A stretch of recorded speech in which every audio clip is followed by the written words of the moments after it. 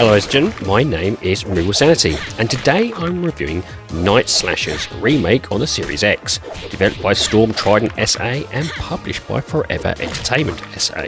So what is Night Slashers Remake? Night Slashers is the remake of the original pulse-pounding horror-themed beat-em-up game in a nightmarish world filled with bloodthirsty creatures and unspeakable horrors. The premise is you play as four very different fighters who are not just fighting for survival, but battling to save the world from a supernatural apocalypse. Join the fight, experience the adrenaline, and embrace the horror. Your darkest nightmares await. The game boasts local multiplayer, a new character from the original 3 on offer, different move sets per character, screen clearing attacks, visual options, and an additional custom mode. First up is accessibility. With regards to accessibility, there is a limited number of options available. Button remapping and subtitle is the only things. So, should you have hearing, motor or visual issues, this may not be the game for you. Next is gameplay. Night Slashers is a classic arcade game originally developed by Data East in 1993 and still stands as one of their best titles in the beat-em-up genre to this day. The gameplay consisted of 7 distinct stages, each subdivided into multiple sections, which you advance by navigating from left to right within each stage, combating waves of enemies to progress. Fans of the original have been requesting a remake of this game for a while, and newer fans will get to play the best version from the beginning. They also provide more than the original release's number of characters, which were a cyborg called Jake Hunter, vampire killer Krista Smith, martial artist Hu Yong Zhao, and then there's the new combatant, which is Liu Felin from the 1994 Fighter's History game. Rumours are also about that list of characters may be expanding further in the future, which, if true, will only make this game even more fun. Night Slayers is a simple side-scrolling beat-em-up with the idea to choose a character and follow a linear path to the end, whilst facing several undead and demonic beings, before you face a boss at the end. This remake hasn't deviated from that premise and sticks to the original formula, however with the odd extras to ensure this just isn't about a one-to-one conversion. Each character has an attack using the A button that, combined with the D-pad, will perform a small selection of move variations similar to that of Streets of Rage. They also have their own unique patent attack and special attack to utilise. Patents are close quarters heavy attacks using the buttons A and B, and that will often push your enemies away, allowing for the player to have a breather. There is also charge attacks, which can be done on the ground and in the air and can be combined with all other moves to provide some devastating combos. The special attacks using the X button often take out all the enemies on the screen and can take a nice chunk of health away from bosses too. In fact, each character has 2 unique specials, which vary depending on location they were used in when using said special. The ground special is different to the air special in terms of the visual effects, but similar in terms of damage. However, there is a caveat though when using said special attacks, so you can't just spam them. It also takes a quarter of your health away, ensuring that the player has to be careful when using said special attacks. Each character is more than well equipped to handle the on-screen enemies, regardless of their evil enemy variations, but sometimes you can get help from weapons laying about.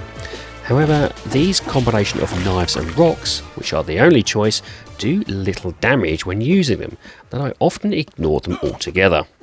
Smashing your way through the numerous monsters thrown at you is enjoyable, and if you have more than one player, the fun ramps up enormously. Like the original, another fun feature is the 2 small bonus rounds to rack up points in between the game's stages. The first one is a whack-a-mole type round where the idea is to kick the heads off zombies that are already grounded in a short time. The second one has you hit the attack button repeatedly to charge a bar and hit an enemy across a field to a horde. The game's control system was a bit hit and miss for me with the analog sticks though. There seemed to be some serious input delay when moving. This just got patched prior to this review going out, and I can say that this is now tight and responsive. Regardless, I thankfully had the D-pad to use, which was tight and responsive in terms of movement, so I mostly used that to move around the arena and attack the waves of monsters. I did find my time with the game very enjoyable, if not a tad short, which is an perfect experience for those with working parents if they need to play something between their day-to-day jobs.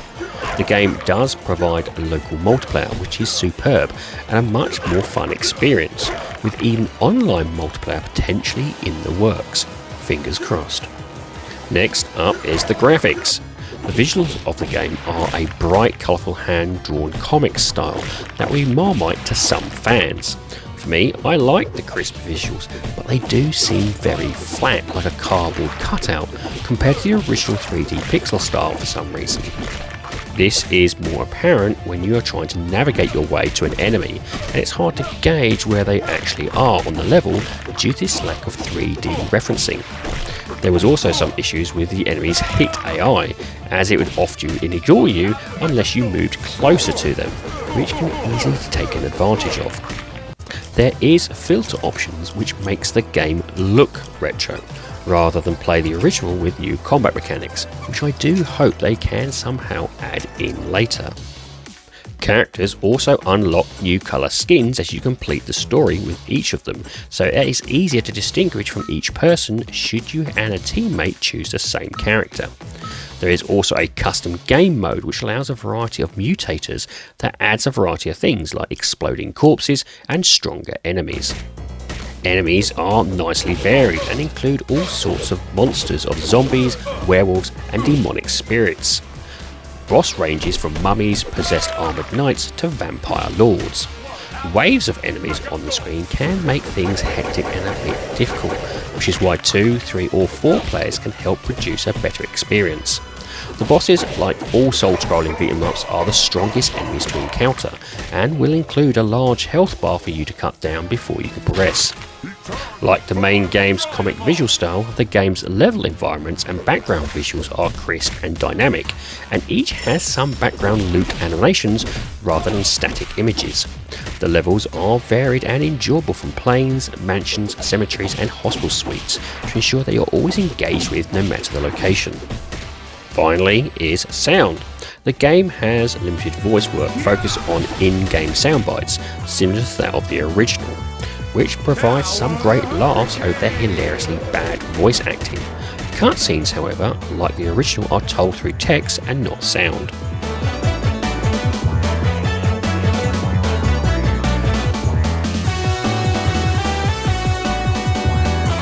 The general music does provide high-quality haunting soundtracks that ooze the perfect blend of beat versus orchestric sounds. You can also choose between the classic OST to feed your nostalgia or the newly arranged music for a modern day experience. In-game sounds are also well done, with hits and attacks sounding meaty with each connection to your enemy.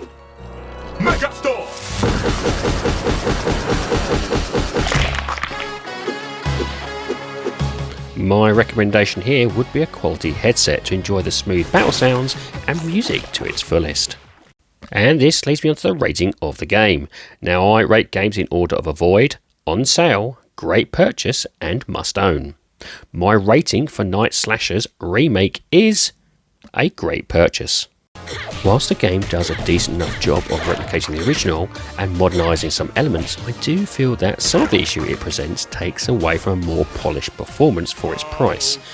This, though, can easily be resolved with more patches, and if the extra content rumours is true, would take this to a must-own recommendation when they appear.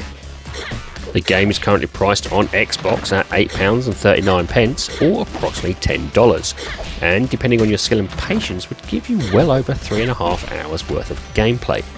Combine this with doing the ending for all characters and general multiplayer fun, you could easily add another 5 hours to the mix. For fans of the originals, this is a good remake that hits the nostalgia feels whilst providing something new. However, there are some elements that really do need patching to make it truly the best experience possible. For new gamers, this provides the ideal time to engage with this iconic franchise from yesteryear. Well, ladies and gentlemen, that's it.